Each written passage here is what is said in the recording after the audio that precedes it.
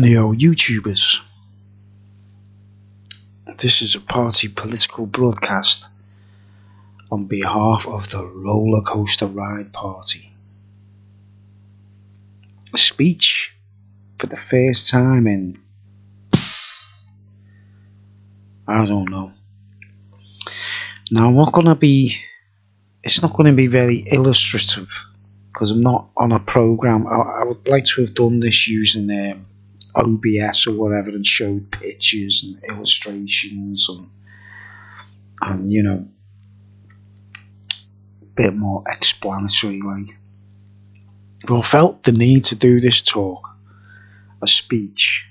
I mean, people used to come on my channel just to watch the speeches, but I felt like I'd said enough. So I stopped doing them, and also I tend to get targeted. I feel like I'm targeted whenever I speak my mind about things, yeah. So I've got to keep me. I remember, I'm not like Banksy. I'm not anonymous. I'm actually, anyone can find me, and I go shopping in the streets. I'm not like a rich guy who lives in a mansion and nothing like that. I go out in the streets, I go shopping and stuff. I could get jumped by anyone, as I have been a couple of times. So I've got to be careful what I say, But I felt strongly about this, and this talk is basically, I don't know about the time limits on the this thingy netbook thing, but I've got my microphone on so every word is loud and clear, and I don't have to shout or try and whisper and that. And one of the other reasons I don't do much speeches is I live in a high-rise block of flats, and sometimes I feel like I'm being watched, and people and nosy.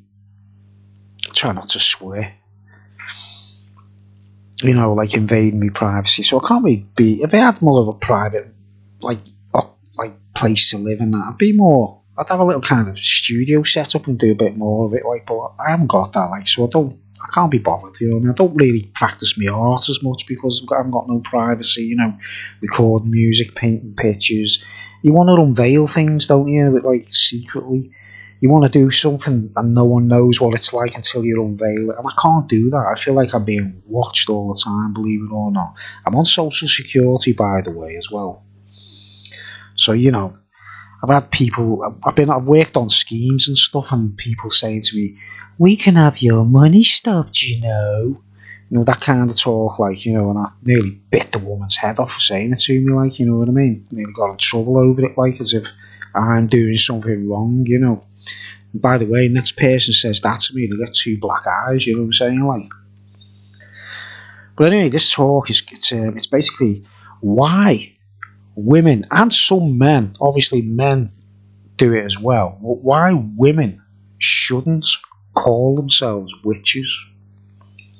And every time it's Halloween and stuff like that, parents dress the kids up as witches with pointy hats on and stuff like that, and all that just urban garbage, mishmash, confusion. I'll try, without a script, without any pictures or anything, I'll try and explain to you where you're going wrong. And I want women to watch this and realise what I'm saying and stop calling yourselves witches, right? Because back in, the 90s, there was a television series encouraging girls. It was for kids, it was for children at tea time on British television, called The Worst Witch. And it was like a school for witches, and all the school teachers dressed like witches with pointy hats, and all the pupils were all girls, young girls wearing pointy hats and being encouraged to be witches, and do spells and stuff. Yeah, right. Oh, mate, it's so pathetic. I just don't want to talk about it, to be honest. But I thought it's try and get it through to the thick skulls of any women that think they're a witch. Yeah. Then you've got Harry Potter, which encouraged every dimwit dunce kid to want to be a wizard, and any female associated to it's whoa, well, it's great to be witches then, yeah. Because I looked into it all, I read loads of books on it and all kinds of stuff, and I could find a big mishmash of information, yeah.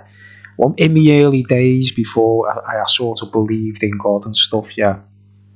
Finally, I read the Bible. You know, I believed in God before I read the Bible, do you understand? It was all about my own spiritual experience that made me do all that, like. And I remember when I got to the Bible and reading these words as guilty as the sin of witchcraft, and, you know, seeing the word witchcraft printed in the Bible, like, I'm thinking, wow, this is a lot heavier than what it sounds, isn't it? You know, but it's like, I'm used to people, and you'll find women, you'll go on YouTube and do a search, like, I'm a witch and I'm proud. You know, women will actually stand there and say the witches, right? And there's male witches. I found that out. There was male witches as well, obviously, yeah. Covenant activities, satanic rituals, you know. Where do we start? Now, I'll try and say as much as I can in this one speech to cover everything.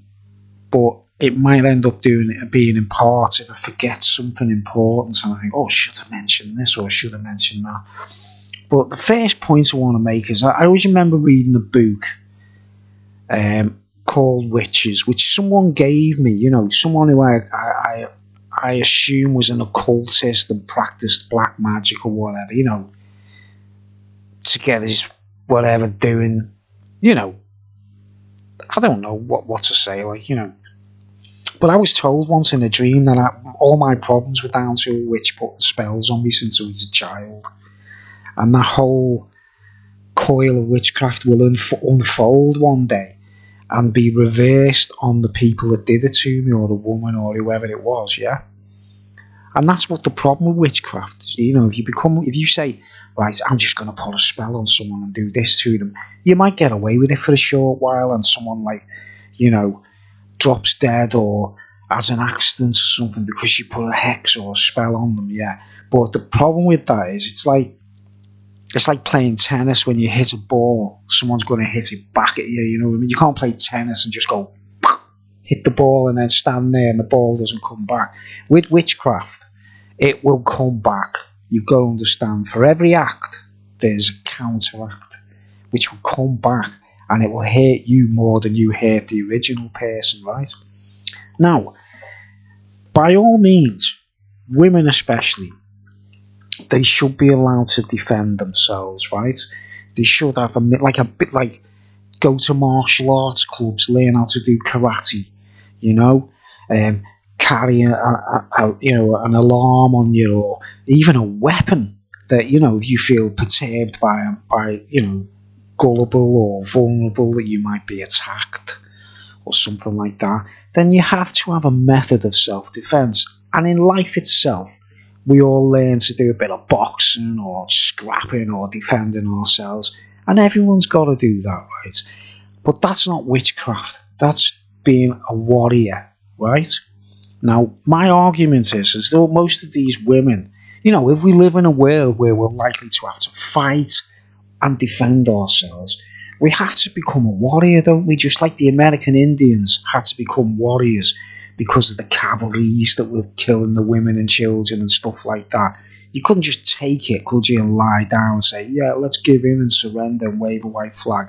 All the Indians became warriors overnight and learned how to fight better and fire bows and arrows and stuff. And, you know, the Little Bighorn, the Battle of Little Bighorn, if they put that in a movie, what really happened to the 7th Cavalry, there'd be no, like, X certificate limit, you know, like, you'd have, like, adults only and X certificate, or whatever they say, 18 rating.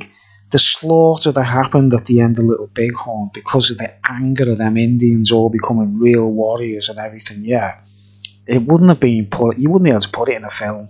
You watch any film about that, you know, there's always an Errol Flynn film called They Died With Their Boots On, and it's so cheesy, and, you know, at the end of it, when they all get killed, it looks like they're all being shot, going, like heroes, and falling to the ground. No. They were slaughtered. They were butchered. You know what I mean? It was a slaughter because the Indians were so angry and became warriors that they had the ability to fight back. Yeah? And likewise, any woman who feels like her husband's mean to her, like a wife beater, she goes to the kitchen drawer, gets the carving knife and puts it in his back, that's expected. That's big, like women can be warriors too, can't they? Obviously, there's such a thing as warrior women, right? Any woman that needs to defend themselves and actually harden up and be tough, and it's allowed, yeah. But by using the word witch when they practice these things, they're submitting themselves to something alien and unwelcome, yeah. Because really, the truth, a witch really is a devilish creature, like a hobgoblin type thing, or a hag, something that's lost the plot, something that's, it could be a human, like, in the form of a hag, the old woman with all her teeth missing, that she's so gross, no one wants to know her anymore, and she's, you walk past the house, she runs after you, like, like, they're usually possessed by an entity that what a witch actually is the secret entity that hides in the background. Just like in the world of faith and religion and stuff, you learn about the jinn, demons, principalities, things that stay out of sight, right? Now, to submit yourself to what we call witchcraft and declare you're a witch, you're basically admitting that a demon of some kind is in control of you from that day on and manipulating you to act in a particular way. And you could start practicing voodoo, or putting spells on every passerby, because you just go a bit bonkers on the thing. Because if a witch gets control of a human being, male or female, they'll send you, you start going evil. You turn into like of a demonic human being. Do you understand? You're losing your humanity and your decency or whatever. And you're no longer a warrior. A witch is a creature. It's a creature, the ugly, the horrible little monsters, demonic little entities, hobgoblins with the big long noses, and like you see in the film Legend with the Red Devil. He's got like little hobgoblins around him to help him, and there's a little bit in that film where the little hobgoblin, the leader of them, goes, black as the darkest pitch, black as the darkest witch. Pitch is the substance that comes out the earth, the black stuff. It looks like tar. It's quite medicinal, actually. You can use it for medicine, the substance we call pitch. So they use this rhyming thing about, like, always comparing blackness to witches, because it's just pitch, pitch black, yeah.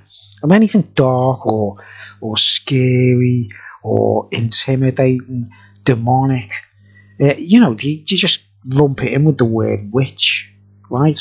And then you get your Halloween kids wanting to dress up as witches and stuff. Now, parents, if you dress your kids up like witches, you should be ashamed of yourself. I mean, all the pointy hat represents, the pointy hat in witchcraft. You could remember wizards used to wear them as well. Wizards. To me, the word wizard, whizhead, someone that takes a lot of amphetamine. You know what I mean? And there's like bonkers, and their sexual appetite goes through the roof. Yeah, right. I'll try and say as much as I can here, as quick as I can. Now you got your Harry Potter thing. It's got all the kids wanting to buy a magic wand. The series called The Worst Witch. I've just been watching a football match there, and the adverts come on in between a half time, and there's the film Wicked has just been released, with the woman with the green face, for crying out loud, a green face and a pointy hat. What's the green face tell you? It's to do with reptilians or demons, isn't it? Anything's got a green face, it's on that level, right? So it's encouraging people to think, wow, it all goes hand in hand with wickedness and witches, blah, blah, blah. There's loads of stereotypes, right? Now, let's go back. This is the main point I want to make to you, right? This is quite an important point. Let's go back to one of the first things that made these women jump up in anger and say, we've had enough. We're witches and no one's going to argue with us, right? is the witch finders, the trials back in the 1800s or 1700s, whatever it was. The witch finder generals used to go round burning witches, right? Now, here's the truth about that. Those witch finder general people, right? They were more like Freemasons, right, or secret society type people, yeah, and they were quite ugly, unsightly men.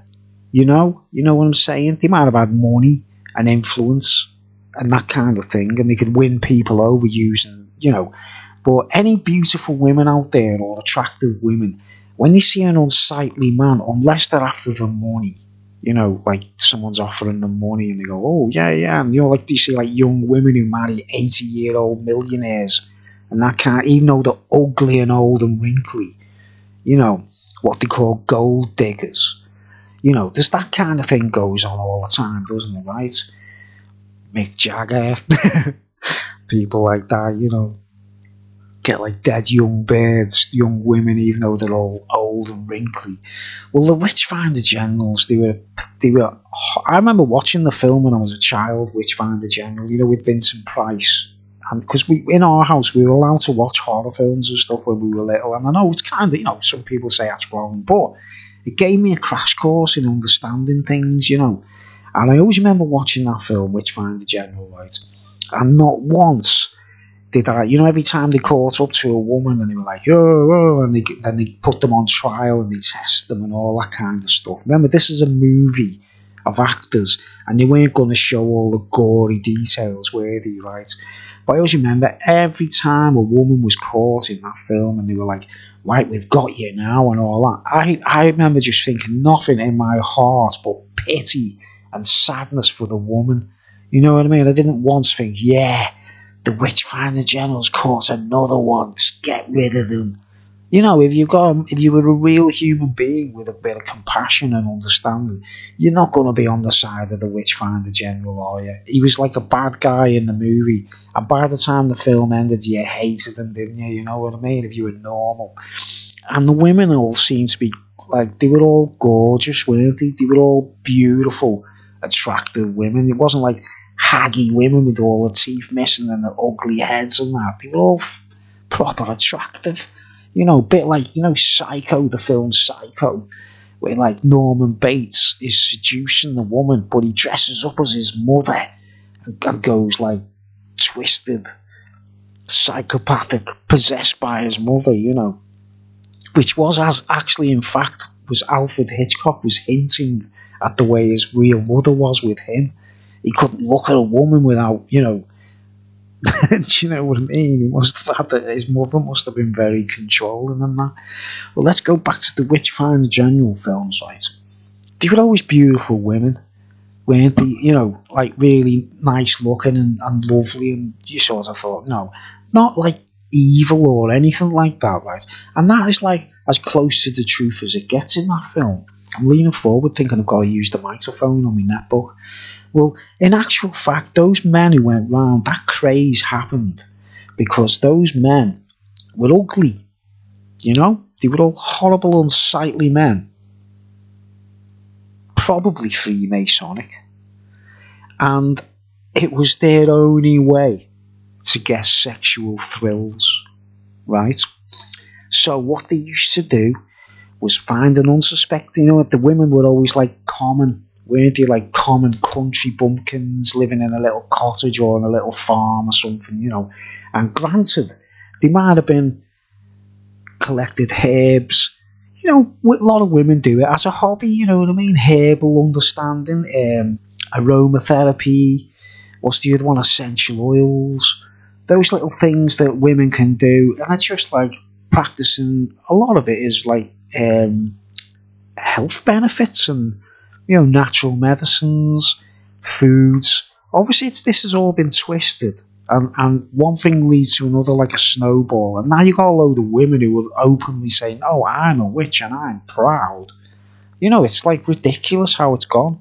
You could say, "I'm a warrior woman and no one's going to mess with me." You know what I'm saying? But if you say you're a witch, you are saying you're confessing to being controlled by a demonic presence, an ugly little demon or a hobgoblin of some kind. They hate humans, they hate beauty. Any beautiful women, they can't stand seeing that, and they want to see them ruined as quickly as possible. That's why there's thousands of women getting plastic surgery and having their faces altered, even though they're beautiful, do you understand? And then years later, they've got big lips like a bouncy castle and faces that don't look real. Just think about it, ladies, women, warrior women, if you watch this, right? Now, they'd find an unsuspecting woman who's got no lawyers or defence or anything like that. They were usually alone, right? Or they live with the grandmas or their mothers and the fathers were pensioners or something like that. So there's no defence mechanism. They'd always prey on a woman that they knew couldn't fight back, right? Now, as time's gone by, women started like the American Indians learning, I'm gonna, get my self-defense skills honed in and be ready to fight anyone, become a warrior woman, right? But that doesn't mean you're going to put spells on every passerby or spells of impotency, spells of forgetfulness. That it all comes from the evil one, all that stuff, from the dragon, from the beast and the dragon, right? Now I'll get onto that subject a little bit later if the video can go on long enough. Aleister Crowley, all that stuff, man, please, wake up. But they'd pick on a woman. They were usually beautiful, right? They were usually gorgeous women. And you can imagine them like the milkman that knocks on the door in the morning and wants to take your housewife, behind the husband's back. They'd show up these Witchfinder General men, say, it got to a point where they must have been addicted to it, right? Now, they'd find the unsuspecting woman, produce a load of false evidence against them, like, oh, she picked herbs, you know what I mean? She's got a broomstick, right? I'll talk about the broomstick in a minute, where, riding a broomstick, where all that comes from. That's another load of gobbledygook, yeah? But they'd find the unsuspecting woman, who was usually uneducated, illiterate, didn't go to school, country bumpkin. Would you like some cider, sir? Almost daft as a brush, right? Men who with intelligence would insultingly call them bimbos. Do you understand? Just because they weren't educated. Now, what does that tell you? Behind most of these educated Witchfinder generals would usually be a queen, like Countess Dracula. You remember that movie, Countess Dracula, where she was collecting all the women in the area and taking the blood so she could stay young. The obsession of staying young. Virgin blood. Yeah, you understand, right? Now, what better excuse to take these kind of women is accuse them of being witches, right? And the men usually would take advantage of these women and say it was interrogation or questioning, or, we've interrogated her and she gave us loads of secrets and told us what she was really doing, and we extracted lots of information from her. You mean you raped and tortured and abused, took advantage of, probably take turns, right? And then and then obviously the woman in pain or whatever is going, yeah, whatever, I've done this and done. They make what we call a false confession, yeah? So the woman would say, yeah, I'm a witch. And then that's how they'd have their sexual way. These men who were ugly, unsightly, the kind of men that no woman wants to know. And that's the reason why they did it, because no woman would want to spend time with them, you get me? So their thrill-seeking ways was to go around, and it turned into a craze, and that's what the Witchfinder General thing became, It got ridiculously out of hand, right? And they always hunted down the most attractive women, and then what they'd do is they'd take them away into captivity, interrogate them, keep them bound. Obviously, what was going on behind closed doors, unspeakable things, obviously. Yeah? And then why do you think they'd say, now, you've been found guilty under false confession, probably. They probably just collected flowers or magic mushrooms.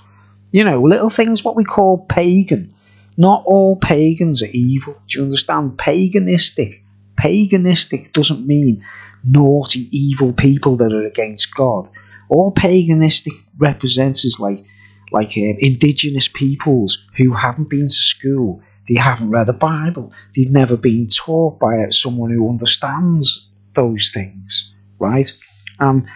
They're green. They just don't know those things. You know, they just don't know those things unless someone enlightens them, yeah? So pagans were often accused of being witches and things like that because they didn't know the Bibles and stuff like that. Now, you've got to bear in mind the Bible in the early days was in the hands of kings and queens. It wasn't printed for the poor man. It's made its way to the poor people slowly, and the information has finally reached ordinary people. You know, do you think King James wanted that? Do you think King James wanted the average person who's like not a king or a queen to know all them secrets about the scriptures and the prophets of God and things? Of course not. They didn't expect it to reach people. They probably didn't expect anyone to learn how to read. Do you understand? Now, when they found one of these women guilty, what would the penalty be? Burning. Now, why do you think they burned the witch? Right? Here's, I'll give you 5 seconds to reflect on that. Like, why do you think, instead of saying like, right, she's found guilty, let's stone her to death, or, you know, hang her, and then bury her? What do you think the burning was about? It was to burn the evidence of whatever was being done to them in captivity. Do you understand? Tie them to a tree, set them on fire, so there's no way you can exhume the body. No way you can, say years later, one of your family, say a family of one of these are innocent women I'm talking about. They weren't practicing witches, they weren't being evil, they weren't demonic. Their crime was being beautiful and a bit daft, so that they couldn't defend themselves, And anyone could come along and say, I'm sure my daughter or my niece or my whatever was accused falsely, so let's exhume the body, and find out what's been going on here. Like, you can't, can you? The evidence has been burned. They burned them at the stake because they were destroying all the, there could have been bodily fluids and DNA samples from every witchfinder general in town. If you get me, they're all taking turns and stuff like that. It's horrible to talk about, like, I know, but now knowing that, right, that's why they did it. None of these women were guilty, because I remember reading a poem in a book, and it was called For All Those Who Died, and I actually loved it. It was like a defending these women and making out, and if you'd been treated like that, right, if that had happened to a woman, right, your ghost would never rest until you get revenge, if you know what I mean. If you knew, it's like, I was actually innocent, I didn't do nothing, they had the way with me, tortured me, put me through pain, made me sit on spikes. I mean, there's a chair in Wales in a museum for people that they used to torture, and it's got like spikes all over it, like metal spikes, coned spikes all over it. By the way, I was going to say the pointy hat. All the pointy hat represented is, the moon, the shadow of the moon. When, the far side of the moon, the shadow, when an eclipse happens on the Earth, and they can follow the little dot that goes across the Earth. Because it's a little tiny, it's not like a big dot, is it? Like compared to the size of the Earth. The moon's quite big, isn't it? But it gives off this little dot that goes across where. And that's what a pointy hat is. It's the unseen realm where the shadow is of the moon, like what wizards. It goes back to Hades. Hades, who used to keep people prisoner and torture them. Yeah, the invisible helmet of Hades. That's what and that's all it is the dark side of the moon, the shadow of the moon. Yeah. So anyway, supposing you're one of these women and you've been, you know, manhandled by these men and you were innocent, yeah, of course, there's going to be a spiritual, like a ghost or reincarnation, or, you know, there's got to be, like I say, for every act that's done in witchcraft, there's got to be a return service. So you can't go, though these men went round killing these women and doing what they did, they would not have been happy ever afterward. They would have been some kind of tragic circumstances or curse upon them because of what they've done. While they're doing it all, they think they're getting away with murder, don't they? They're going, oh yeah, oh, we had another one last night. Oh, she was really hot, wasn't she? Oh, remember her? Yeah, oh, no one's going to know. We burned the evidence. Right. So, for women to call themselves witches in the modern day, they're actually lying to themselves and admitting this, they're confessing to being something that they're not. Do you get me? None of these women were actually witches, right? Now, things like riding broomsticks, yeah? Do you know what riding a broomstick really is all about? You know, I'll try and say it as nice as I can on YouTube without getting any, like, strikes or whatever. Like, well, you know what a vibrator is, you know? And, you know, like, you know, the country bumpkin or the frustrated farmer's wife or housewife, or, you know, farmer's daughter that hasn't found a man. You know, every one of us, you know, when men and women, you get curious about your hormones or whatever, masturbation, stuff like that, yeah? And that's, I know I hate to say it, that's what riding a broomstick is, guys. It's like, you know, a broom handle. A woman would arouse themselves with it, you know what I mean? If they were single, they you know, because it does happen. You know, in a world where there's no television, no guidance, your parents might be a bit like, you know, like the farmer type mentality. As soon as you're on your own and you start getting to a particular age, you'd be picking up any phallic, you know, carrots, cucumbers, and the broom handle was the most common source apparently for women to, you know, think about it, they put it on the floor or whatever, and they'd be like, you know what I mean, like arousing themselves. I'm not saying that they're not doing anything wrong, are they? It's just their sexual curiosity leads to, you know, doing things to get aroused, you know what I mean? And then that's where, and sex magic, right? When you know, when the person hasn't been told these things by parents or otherwise, as soon as they have what we call an orgasm, they think it's a magical thing, and that's what sex magic is. The lie of sex magic is keeping people innocent without knowing nothing. You know, if you were like Aleister Crowley with a coven of witches, and all the local girls are all starting to come of age, yeah? Well, you used to lie to them and make them think that when they were aroused, something magical's happening. You know what I mean? And it's just a bloody orgasm. You understand?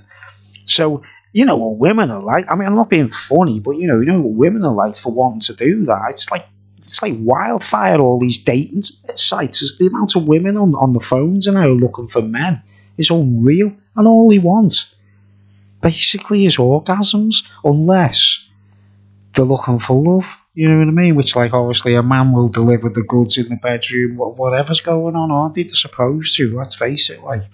So you see where the riding the broomstick comes from? Or bed knobs. You know, bed knobs and broomsticks, you know, women would, like, cling onto anything wooden or whatever that was, like, you know, anything that had a knob on it, like, you know, they'd be like, whoa, and they would think something magical is happening. So the men back in them days, in the paganistic days, like, sort of used to try to not let the women know these things and make them think something magical was happening, you know what I mean? And it's not. It's just biology. It's just part of the human body, you know? You think about it, you're female for the very first time, you start going, ooh. Because I've seen all kinds of examples of it, and it kind of wrecks my head because people should talk to people about these things early on to let them know, you know, like that, like what they call it, in school, you know, the facts of life. You know, they don't, it's just crazy how they leave people's minds suspended so they don't know nothing. And it's always that tradition goes back to those paganistic, like covens, you know, like villages, and there's always one ruler, you know, like Christopher Lee in the Witchfinder in the Wicker Man. Wicker, you know, like, did you know, like, you know, the word wife is the original word. The word Wicker was an old word for wife. And you know, when people give birth in the old days and there was no hospitals and that, there was usually the batty old woman in town knew everything how to do it, like, yeah. So she'd be called the middle wicket, the midwife. Yeah, you've got your wife obviously on the bed about to pop a baby, and the husband doesn't know nothing about it. He's like, who are? I'm a farmer. I don't know how to deliver a baby. And you'd have this nosy old woman come in called the middle wicket, the middle wife, the midwife. And she'd go, get me a bowl of water, get me this, get me that. And you think like there's some kind of expert. Every man should know how to deliver a baby if they want children. If you can read books about it, you can watch videos about it. It's not rocket science, you know, delivering a baby if you had to do it. It really isn't. It's as you know, you have a taxi driver driving a taxi, and a woman's like, that's going to happen now. And they deliver a baby and they've never read a book about it or nothing like that. Do you get me? And who's the middle wicket these days? Who's the midwife in our modern world? The National Health Service. Do you understand? You know, as soon as a woman's pregnant this day and age, it's law. And they're usually teenagers, aren't they? With like their boyfriend's a pothead who's just having sex with her willy-nilly. And she gets pregnant and he's like, oh, I don't know how to do nothing. Like, I'll just go to the hospital, like. And that's what you do. And then they go like, once you get pregnant, it's the law to declare it and tell the hospital and have a scan. You know, they have a scan, and everything is monitored like as though your baby's a prisoner before they're even born. You understand? Whereas if a man says, I want kids, I want to be a dad, he should learn how to deliver a baby at least. Do you know what I mean? Everyone should. I've never wanted children because when I was a kid, you know, I was young, and I stayed off school one day, right, and I was like primary school level maybe. I'm not sure whether it was primary school or middle school level. I was only young and I'd never seen a baby being born ever, you know what I mean? And because I was off school ill, I had a cold or something and my mum kept me off school. Well, you know, in the afternoon, in the daytime, you had programmes for schools and colleges. And I was able to see a programme that was intended for secondary school students, right? Because I was off and I could choose what I was watching. And they come on, and today's program, you're going to see a baby being born. But it wasn't meant for people of my age, you know what I mean? My mum was in the kitchen doing the housework or whatever. And I was on my own in the living room watching this because I stayed off school. And I thought, wow, a baby being born, never seen that. Let's watch it, like. And I watched it, it was real, it was graphic, it was like medical sort of level, you know, TV, not like what you see in a film where everything's acted and edited. It was real, for, you know, a man and his wife in the hospital. He's like, the baby's about to pop out, and I was like horrified. It was kind of fascinating, going, wow, you know, she's got her legs open. There's like the head's coming through and that, like. And then when the baby sort of was born and everything, when I saw like the woman moaning and going, and everything, because they didn't hide nothing, you know what I mean? It's just the baby popped out, it was all the afterbirth and everything. I was absolutely, completely grossed. You know what I mean? I was so grossed out because I was too young, I shouldn't have been watching it. It grossed me out so much, I never ever want. I've always said in my head, if I ever find a wife, or because I've never been, you know, I've never had sex or nothing, I was only a kid. But I said in my head, if I ever get a girlfriend or I'm ever, you know, have a wife in the future, I'm never going to make her go through that on purpose. Do you know what I mean? It was like any man who wants to put the wife through that needs like a brain surgeon. You know what I'm saying? And when men say, "Oh, the most," you can say the most important day in your life is watching my son being born, kind of thing. But it happens to every single one of them guys who have kids, isn't it? Like, there's nothing special about it. It's quite gross. Do you know what I mean? The actual birth itself. I don't know. That's what I think. You know what I mean? I think personally, I saw all this blood coming out of it and everything, and now they're gonna do some stitches and stuff. I was like, you for real? Does this happen? Do people do this to their wives on purpose? I was like, I don't want to do that to my wife if I get married.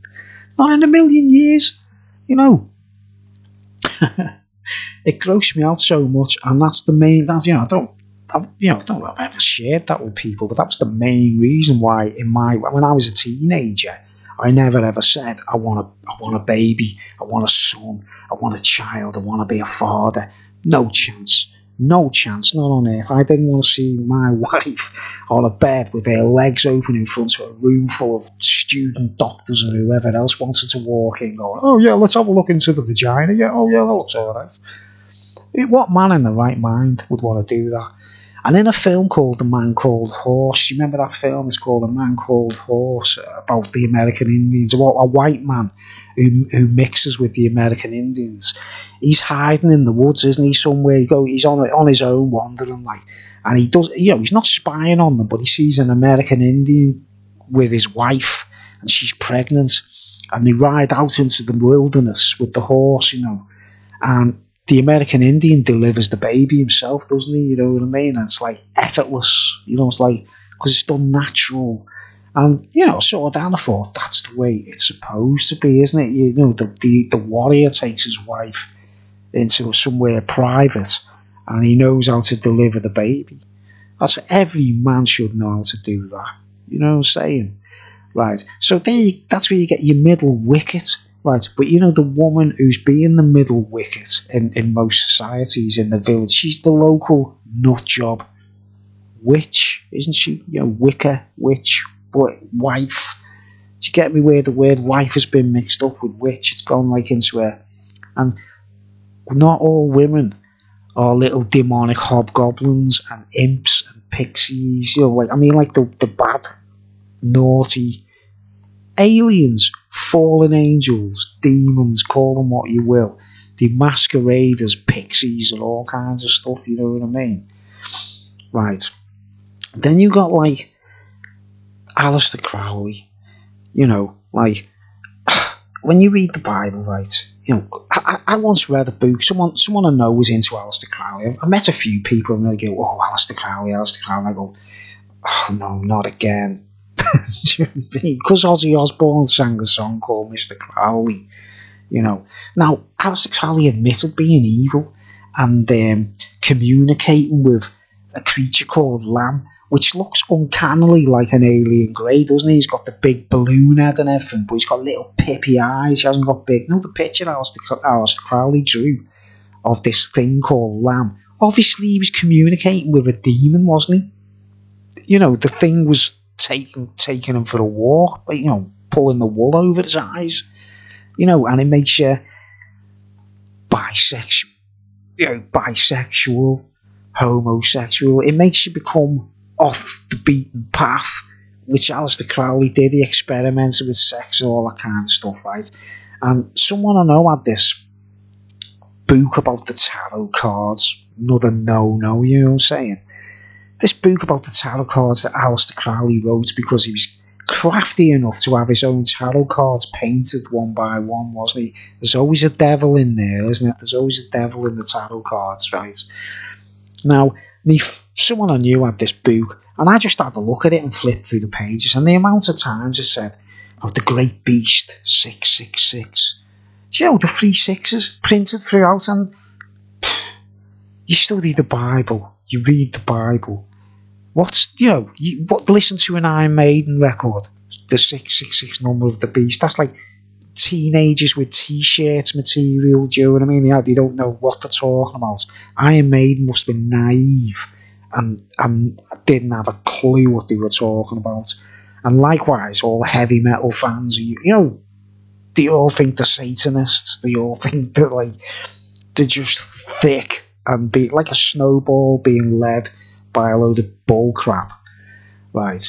You look into the Bible, and it's just a code, right? It's like, say like in Nazi Germany, if I was a German and I lived in Nazi Germany, and I had to write a letter to someone on the other side of Germany, right, and it's got to go through the post, and I knew the Germans are reading everyone's letters, the Nazis, won't say, because I don't call all Germans Nazis, obviously, but you knew, if you wrote a letter and you said, this Adolf Hitler guy is not very good, is he? And then that letter was stopped in the post by the Nazis, and they read it. They come to your house and arrest you and take you to a camp if you disagreed with what was going on, yeah? So back in the day when Emperor Nero arrived, that's a letter. That's a letter from someone back in the days saying they gave him a code number instead of putting his name on the paper. They used the 3 6s to describe. He said his number 666, blah, blah, blah. Now, even today, mathematicians who use numerology and stuff have gone, wow, that all adds up to the Vicar of God or the Pope, which is the pontiff, the leader of Rome, isn't it? Even the numerology, strangely, in a magical way, tells people it means the Pope. Well, it doesn't exactly mean the Pope, whoever's in now, because they're just occupying that space, yeah. It means the leader of Rome, of Holy Rome, so-called Holy Rome. And Emperor Nero was so evil. He was burning people at the stake. He was cruel. He was, anyone that was like a believer or said they didn't follow Rome, they served, the true creator. They were tortured, they're humiliated, burnt at the stake, you know what I mean? The same old, exactly the same thing.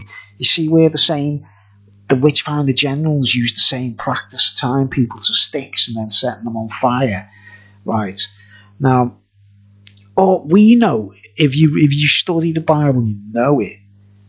It's just a code name for Emperor Nero, right? Because he was a very evil man and he was picking on all the believers.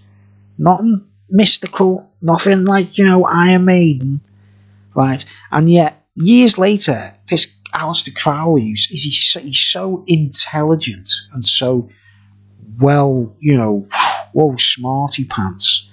He can't even, when you read anything to do with Aleister Crowley, it doesn't say anything about Emperor Nero, does he? He doesn't say, he doesn't tell you those numbers mean Emperor Nero. He just says, it means the great beast.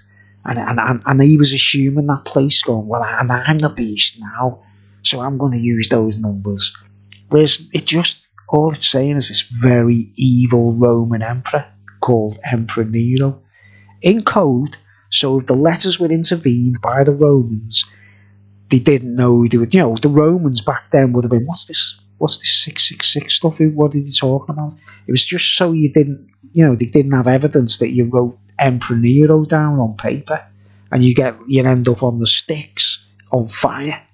Do you understand? So you see how even Crowley and everything's a load of gobbledygook, and then you get like our local heroes like Jimmy Page, and because they play an electric guitar and playing Led Zeppelin, like all the hippies and all the trogs and all the trippers and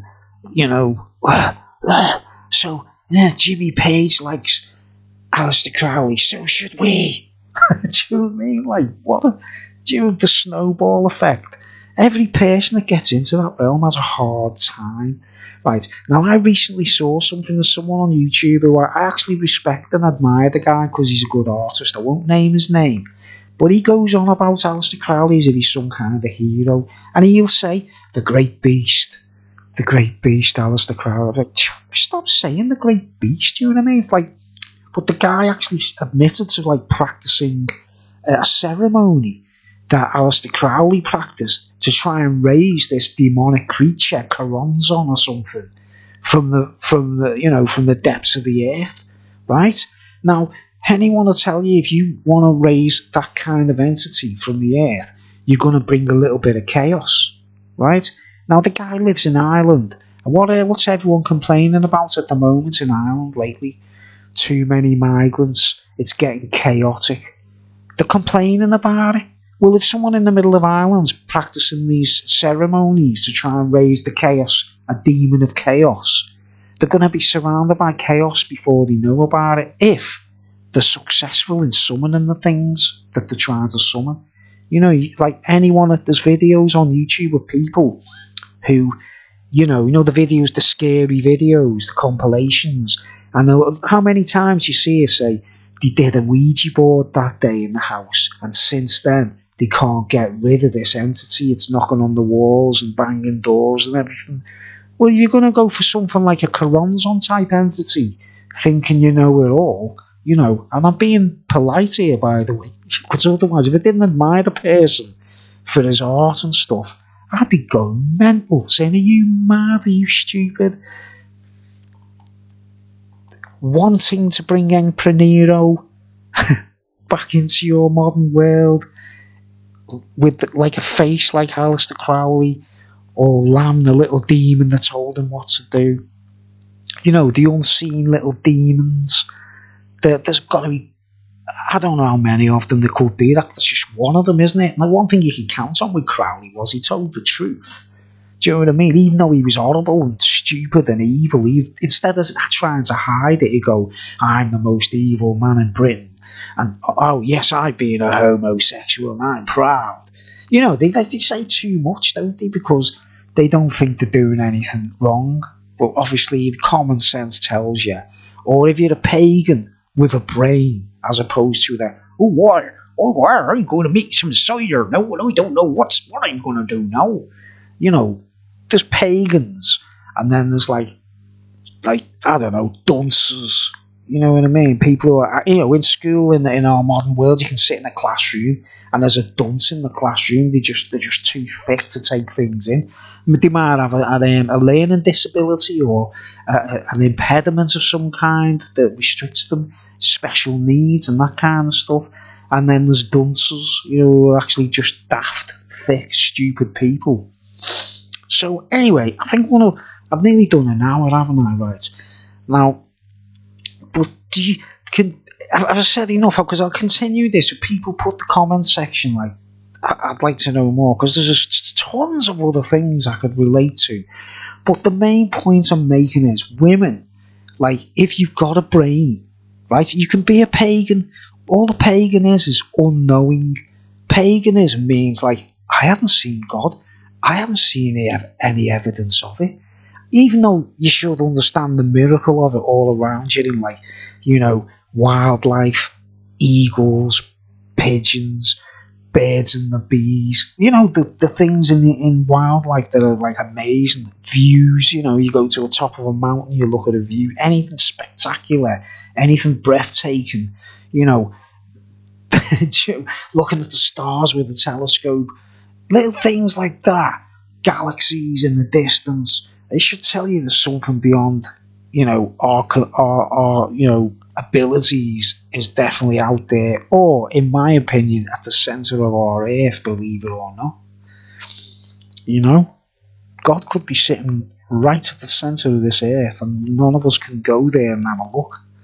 I'm not going to say everything I know, like, because I've seen things, you see. I've been on the magic mushroom trips and all that, I was a pagan. I didn't believe in God until I saw it. Do you understand? You couldn't have persuaded me for anything. I used to say to people, I believe it when I see it. I don't want to, like, read something and take someone's word for it. I'm not going to listen to that dodgy priest or the Vatican, But, I put a video on YouTube called All Catholics Are Snake Food in the Eyes of Holy Rome. And I do a description on how the Vatican is shaped like a snake, and the bit in the middle where the St. Peter's Square area is the bulge where, if a snake swallows a rabbit, there's a bulge, and the Roman Vatican is sarcastically telling all those people that were there, obviously they don't expect them to work that out, that they are just food in the belly of a snake. You know what I mean? Like, just think about it, how sarcastic. Even the Pope themselves, the mitre, the hat. Have you read the bump steer? The diagrams and stuff, and you say, it's a fish. The hat looks like a fish with its mouth open. No, it's not. It's a snake. It's a snake. And, you know, it's basically any man, even a pope wearing a mitre, is being sarcastically pointed at, saying he's being devoured by the snake. You know, the snake's head is upright, isn't it, like that? And the man himself is the food. The Pope himself wearing the mitre is being devoured, and is like the rabbit going down into his belly, you understand? Sarcasm. Even the man who offers to be the Pope is being sarcastically under, like, you know, in school you used to put a sticker on someone's back and it said, kick me. Did you ever see that in school? You write kick me on a piece of paper and stick it on someone's back dead fast so they don't see it. And then everyone's kicking their ass when they walk past and they're going, why are you doing that? Because, well, you've got a note on your back that says kick me. Well, that's how the Vatican even treats its own popes.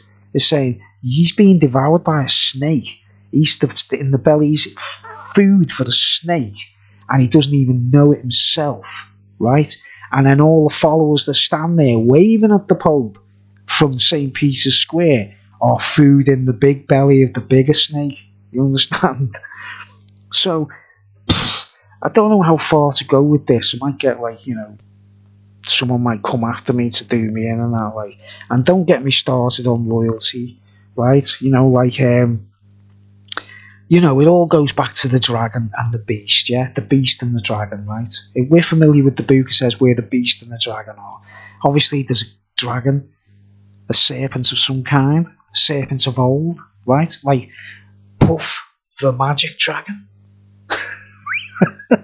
Puff, you know, everyone being encouraged to, like, yeah, swing both ways, it doesn't matter, it's totally modern now. No, it's not. Don't accept it, right? But you look at the coat of arms of London, and there's two dragons holding the shield, and, you know, they look like they've got wings and everything. They're obviously serpents, and they're white, aren't they? They're white, right? The flag of Wales is like King Edward, you know, Edward II or Edward I, whichever one, when they designed that flag. That's the king in Wales saying, this is our land. And the dragon is on the land, and the whiteness is the sky in the background, and the green is the green grass, right? And why is the dragon red? Do you think it's because the skin is red? It's covered in blood of the local people who are defending the land. They'd get covered in blood in every battle to take land off the local indigenous peoples, yeah? So it's the same dragon on the coat of arms of London, but it's red because it's covered in blood. You understand? And where does the symbolism of Rome come from, you know, of London come from in Britain? From Roman, you know, from Julius Caesar, from Hadrian, any Roman emperors that came over to England, you know, to the land we call Gaul, you know, it's all Gaul to me. Once upon a time, the white, as soon as to win the land, they got covered in blood. They become a red dragon, you know what I mean? All symbolism relating to dragons and the beast. Now, do you understand, folks, why I'm saying my main message? Women, please, wake up. Call yourselves warrior women. Gather the herbs, you know, write poems, do all those paganistic things in innocence, you know what I mean? Like I call it innocent paganism, where you don't know, you haven't seen proof of God. Okay, you got an excuse you don't want to believe. Another one I see a lot lately is, you know, women, or, you know, people on the screen saying, where's this God with all these babies being killed in Gaza or whatever? Man, that's all human error. We're little tiny dots. We're humans. We're human beings, right? God refuses to step onto this earth because it's full of sin. You've got to realise that, right? And we, as human beings, should know by now how to prevent people killing each other, you know? And that's another, like, way that, like, you get swayed. You watch the news, you see babies being taken out of bombed buildings, dead bodies and stuff like that. What's it going to do? What's it going to do to most people's hearts? Like, why isn't God doing nothing? It's the whole point of it, to make you think like that. So anyway, by all means, if you ain't seen evidence of God, you don't believe it, right? You're entitled to that because you're not seeing it, right? Why you haven't seen it, I don't know. Because, there's a million people on YouTube. Have you noticed how many videos there are of people talking about God, and YouTube can't do nothing about it? It's just thousands of thousands. Some are false. Some are like evangelical, like American churches who are just after money and stuff like that. You got to be able to pick the bones and suss out who's actually real. But women, stop calling yourselves witches. You're not actually. If you're not evil, you're not possessed by a demonic entity. You haven't got like a hobgoblin in your belly that eats every munch you eat, or making you sin like a nut job. Murdering, sexual promiscuity. If you're a sane individual and you you want to look into a bit of herbology, magic mushrooms, whatever, smoke a bit of weed, whatever, that's herbalism and things like that. There's all different subdivisions, isn't there, of agriculture, herbalism, knowledge, and science, whatever it is you look into. But it ain't witchcraft. Witchcraft is when the Bible says it. There's a lot of people don't like the Bible because it says it's guilty as the sin of witchcraft. And then the proud woman who's calling herself a witch, even though she should be like a warrior woman or whatever, she immediately takes it personal, like it's being like having a go at themselves. Like say, well, I'm a witch, so I don't like this Bible now. You know what I mean? You've got to be serious. You've got to be seriously evil to be accused of real witchcraft. You know what I mean? And all those women back in the Witchfinder General days, were innocent. Yeah? So I understand a movement of revenge. I understand, ferocity. Even a ghost of a dead woman or the spirit of a dead woman going out and hunting every Witchfinder General down or whatever, and there must be some kind of counter-attack, mustn't there, to balance it, because you can't get away with those things, you know what I mean? People just can't do that kind of thing and get away with it. You might get away with it for a while. It's like when a murderer kills someone, they bury the body and everything, you know what I mean? And when the forensics show up, they say, oh, traces of blood there, It always emerges, doesn't it, eventually, if it's depending on, who's being killed and family, relatives or whatever. Most things come to light these days because of, the ability. That's why the crime rates went down over the years. Back in the day when the Bible was written, a thief wouldn't just in our day, a thief, you go into a supermarket and you rob a loaf or a tracksuit or something, or a pair of trainees. Yeah? Back in the day when the Bible says, stealing and theft, but someone like men would batter you with a kosh, kill you and take your money. You know what I mean? That kind of thing. Theft is on a different level in the old days because there was no forensics. And murder. Most thieves would murder. Yeah? Now, the reason crime is not as bad as it was back in them days is because we've got detectives and forensics and all kinds of, how many humans are there who are, vocational about being a detective or joining the police force because they want to do good? I don't mean, nicking cannabis dealers, which should be legal. Selling weed or smoking weed is not a crime.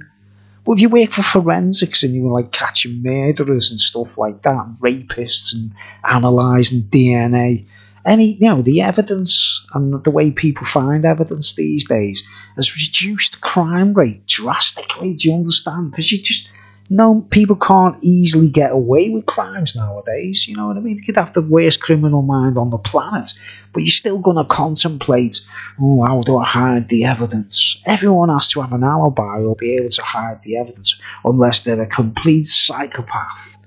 Yeah, and they just don't have any control, and they're just going to end up on death row anyway, aren't they? A psychopath that's what's the word? Pathological. Yeah? So, have I got the message across? I'd love to see women's reactions, that I'm actually being nice. I'm not having a go at, there's so many women call themselves a witch, And you're not a witch. You could be a warrior woman. You could be like, I read the Don Juan books, right? The Don Juan books, Carlos Castaneda.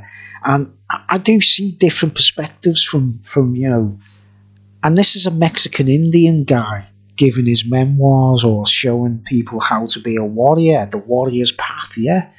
And they're called Brujos, the name Brujo. They're Pascua Yaqui Indians. They're from Mexico. They were once just like the American Indians, like the Sioux, the Navajo, the Cheyenne. The Pascua Yaqui, they were a race of Indians in Mexico, and they had loads of knowledge. And then when the Spanish arrived with their Bibles and their crosses, probably just like the Witchfinder generals, you know what I mean? Not really keyed up with everything like they should have been. It made the Mexicans become defensive and have to become warriors and have to defend themselves. And the word Brujo is mistakenly labelled as a sorcerer. You see, they say the sorcerer, or Brujo means a sorcerer in Mexican. No, it's not. It's someone that uses their know-how of the land, like an Aborigine knows how to find water in the outback. Yeah, something just that kind of knowledge, understanding the land. And the Brujos used their knowledge to become warriors, and they had to defend themselves because they were being kicked out of their own land by these Spaniards carrying crosses and stuff, conquistadors and all them lot. And then you go to the Vatican these days, Holy Rome. What did the Swiss Guard wear on their heads as part of their uniform? Conquistador Spanish helmets. So that tells you, that do you know what I mean? They came from the Vatican basically and returned to the Vatican. They all went looking for gold, didn't they? All the gold that they found in Mexico and South America became doubloons. Loads of ships sunk, didn't they? Trying to get back to Spain with all these, just gold looted from the Indians. Right, so I read those Don Juan books and I loved them. I thought, wow, this information about the Brujo and the way of the warrior, it's nothing to do with sorcery. It's self-defense. It's being able to defend yourself if you're picked on by someone with a gun or greater power, manpower or firepower than yourself. You have to use a little bit of magic and a little bit of know how to set a trap. You would want to kill men to defend yourself. You're not going to give them a slap on the face. Oh yeah, some guy coming at you with a gun, he wants to kill you. You want to kill them, don't you? So you'd have to use warrior instincts. And any woman out there who wants to defend themselves, they're entitled, as long as they don't ride on the broomstick too much, if you know what I mean. They're entitled to defend themselves and be warrior women. Yeah, just have you ever heard of a martial artist called Cynthia Rockruff? Or Rockruff, I'm not sure how to pronounce it, but and she's really good at martial arts, any woman can learn karate or kung fu or whatever, and it's some guy picks on you, you're just going to break the neck on you get me? That ain't witchcraft.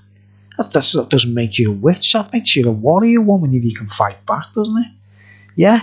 Any woman that's being battered by her husband, she goes to the kitchen knife drawer, stabs him, That's being a warrior woman and defending yourself. Yeah, and you might have to say they had the advantage over you and they were very cruel, sinister men. You might have to plan things and make up a spell or a hex or some kind of way of going, I've got to get him back for that. But you don't call yourselves witches unless you're putting spells on innocent people. You know what I mean? You're saying, right, there's a little boy there walking across the road, I want him to fall over and a car runs over him. Well, then you're a witch, aren't you? Some kind of demon, or you're possessed by some kind of evil spirit or something. But please, stop calling yourselves witches. Don't take any notice of the worst witch, Harry Potter. Load of gobbledygook. They've mismatched it all up because someone out there doesn't want to admit they're wrong. Right, and it probably all leads to Rome. All the roads lead to Rome, and snakes and lizards and dragons, and And, like Game of Thrones, you know what I mean? The queen in Game of Thrones, she had like dragon's eggs. You know what I mean? I think, what's the big deal about? Why are the women so fascinated by dragons? Like the Chinese dragon in Legend. You see the Chinese dragon. If I got a picture of, I had something with a picture somewhere. I'm trying to think now. But anyway, I looked into it. I looked into the legacy of what's this creature? What's this creature you see in like martial arts and and there's a legacy. There's like a legacy. Like once upon a time, there were two of them, and one was naughty and one was good. One was called, wait for it, God. And the other one was called Gong. So, make of it what you will. And Gong is the one that makes drug addicts lose control and become a mess, and it will tear your soul apart if you mess with it. You play with drugs, anything addictive, cocaine, whatever, heroin, it will tear you apart. It likes to tear men apart, and women, of course. And the God one was the good one, just the word good, the good one. And when in ancient China, in primitive China, it's, there's been documentations of people saying that, like, if you were lost, you were on your way home from, back in China, you used to go walk 10 miles to go to the nearest market or whatever to get your food and your vegetables or whatever if you didn't plant them yourself. Like we should all do, shouldn't we? We should all be a farmer ourselves. But back in the ancient days, these people would go to the nearest village, which could have been 20 miles away, could have been 50 miles away. Remember, to old people, to ancient times, there's no mileage or nothing. Wherever you had to go somewhere, you'd walk, wouldn't you? Right? And they used to say that when a family was lost or a person, traveller was lost and there was a storm approaching or it was going to get like bad, this creature would arrive and say, get on me back and I'll take you home. And that's why the Chinese have got it everywhere. They all, there's like, Chinese dragons, it's Year of the Dragon now, isn't it? I'm a Chinese dragon, by the way. But it used to carry people to safety, apparently. Now, is that a bad creature? If it came along and, are you lost? You need to get back home. I'll take you home, get on me back. And they'd take them and drop them off at the front door. And so it had a really good reputation because of that. That's why the Chinese revere it so much. But identical lookalike Gong, he was sinister, he'd mess with your head. He'd just like what drug addiction does, tears people apart. Do you understand? If you try cold turkey or whatever. It's some kind of like lesson. So you shouldn't do that, you know what I mean? I don't know. You make of it what you will. Right?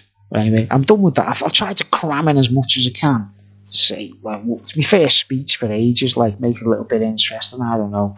But my main message is, please, women, like, you're calling yourselves mediums, witches, like, you could be a seer, you could be a sort of a psychic, you can, there's people with psychic abilities and stuff like that. But don't get your wires crossed with all this Crowley stuff and all that stuff, because if it goes back to Emperor Nero, then you're going to like where evil is and hatred towards people who are believers or followers, whatever they call themselves. I don't call people Christians and all that. I just call them lambs and doves. They're like really innocent lambs and doves. They're just people just want peace and be nice and that. Now, an occultist, demonic balloon head of a creature would say that's corny. Oh, I don't like corniness. Well, that's because you don't like anything that's not evil. Do you know what I mean? You want evil, don't you, if you want that kind of thing. So you wouldn't like it, would you, if it's corny, like? Just being nice. Being a lamb or a dove. If you ever see a dove coming at you with a hatchet, tell me, because I've never seen it. You get me, like? Do you know what I'm saying? So, yeah, ladies, women, warrior women, stop using the label witch and stop falling for Halloween and dressing up as if you you want to be like wearing the helmet of invisibility of Hades. We just like I don't want to go into that right now. I don't want to talk about it, but just the shadow of the moon. You know what I'm saying? It's just the shadow of the moon. There's other things I want to talk about, but it's a bit too. I don't want to mention it, like, because I might get banned or something. I don't know what to say. We're talking about, like, controversial subject matter. Anyway, I'm a fair, because there's lots of testimonies on YouTube saying I used to be a witch and now I'm not anymore, and I learned this. My family was a coven. There's a couple of films out there, Midsummer and Hereditary, both made by the same director, right? The guy knows his stuff, man. He's done his research, right? Now, people saw Hereditary when it first came out, and I watched the people reviewing it, and they were going, "Oh, it's very disturbing," and that, like, and they didn't notice that the guy was actually making a black comedy. It was adult and it's quite gritty, you know what I mean? Obviously, it's gritty, it's kind of naughty, but it's a black comedy. When you watch it and think of it as a comedy, it's gross, it's graphic, there's some violent stuff in it. Because the director likes that kind. He's a bit of a Stanley Kubrick. He wants to be controversial and shocking, obviously. You don't want to pussyfoot around with adult movies, do you? You know what I mean? It's things that are meant for adults, not for kids. So, if you watch that film, you see the absurdity of spiritualist churches. The families that have got, like, spiritualist churches. They go to church and speak to the dead relatives and all that crap. And then Midsummer is similar, where, like, the batty, pagans in Scandinavia, they're not the good pagans who just don't know nothing. They're pagans that are absolutely mad.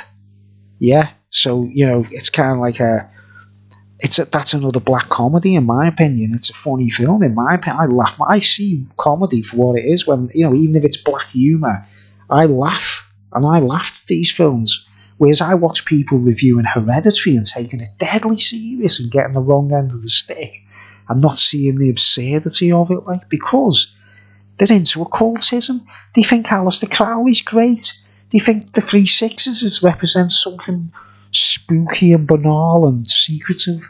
Was just a dodgy emperor who no one wanted to write his name down on paper. Anyway, I'll leave you with that. You know what I mean? Watch Hereditary, watch Midsummer. It's kind of interesting. If you're not squeamish. But, the director of them films, Ari Aster, his name is, isn't it? Like, I love his work. So I'll watch Beau is Afraid as well, which is another one about, like, mother's control. You know what I mean? A mother's control. The controlling woman getting it wrong.